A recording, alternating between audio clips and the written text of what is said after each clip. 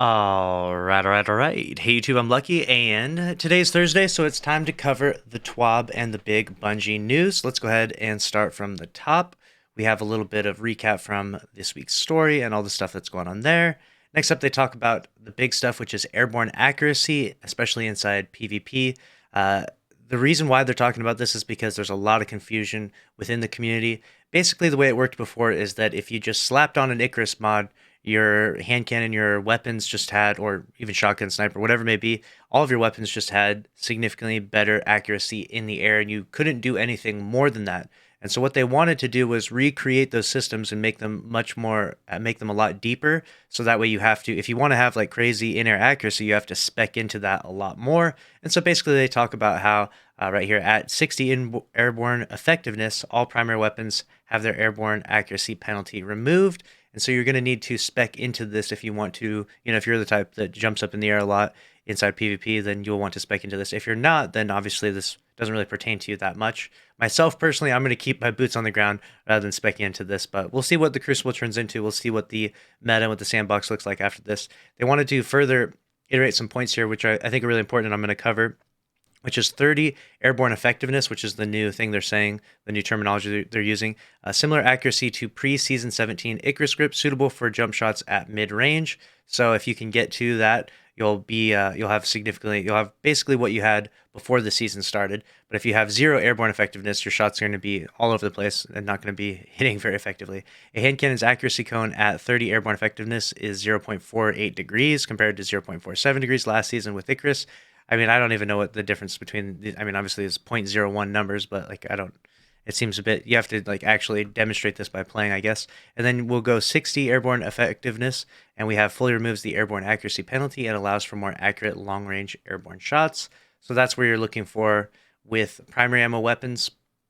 Then if you want to have extremely good airborne effectiveness with special weapons, you're going to need to have 100 airborne effectiveness. So you're going to want to really spec into that if you want to do like flying snipes, or if you jump in the air with your shotgun and stuff like that. You're definitely going to need to spec into that a lot more heavily. Otherwise, you're going to be penalized significantly. And let me know your thoughts down below. I know some people hate these changes, some people love these changes. I think that they're heading in the right direction. They may be a bit too harsh at first because a lot of people are probably used to jumping in the air quite a bit. But I think that they're heading in the right direction with some of this stuff. It just might need to be tweaked and adjusted with time. So then they say right here in season 18 and beyond, we plan on giving players a few new ways to build into the stat, including making the stat visible in the weapons inspection screen and updating some exotic weapons that we felt could use a bump to airborne effectiveness. And then they say what is coming next. We'll have a small mid-season weapon balance update, shipping with Solstice, which is coming later this season, obviously, which will include some buffs to weapons and weapon subfamilies that have been languishing for a while. I'm really excited to see which weapon subfamilies have been languishing. Let me know down in the comments which archetypes of weapons do you think could really use a buff.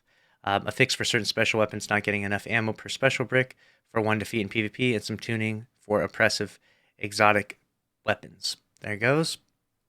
Then they go to talk about Trials of Osiris is returning, obviously this Friday, so I'm excited to see that. We'll see what modes we got. We got freelance, zone captures, and the rest. And they're going to have the Forgiveness sidearm and the Burden of Guilt fusion rifle. Definitely bring you some god roll guides if those weapons are worth grinding. I would assume they'll both be pretty good in PvP, but you never know. Sometimes weapons are brought in and there's just other sidearms or other fusions that just outclass them. So hopefully that's not the case in this, though. Hopefully they're actually really good. You can also chase after this Sparrow, and then there's a Ghost, and they're not giving a preview because they want you to, leave some mystery there. And then they go on to We Flame to Please. At the start of season 17, we introduced Solar 3.0 and all of the possibilities that come with it. To add a little more team bonding to the mix, we had a few fragments that were kept secret for the community to work together to uncover. So we finally did the 20 million completions of the nightmare containments and all of that. And we get to unlock this emblem along with it, which was kind of weird because it was like a secret community event. They're like, oh yeah, the fragments aren't unlocked, but you need to do these like 20 million events. Like they didn't tell anyone. It was the most bizarre way of doing things, but that is now unlocked. And so if you want that, you can type in this code right here. It's I'll put it up on the screen so you can see it. It's a T67JXYPH6. You can go type that into bungie.net/redeem, I believe. And then you can get this emblem for yourself for participating in this. And then we have Universally Fashionable. They actually have an Eververse section where they talk about some ornaments. The Cloak of Bakris looks pretty cool.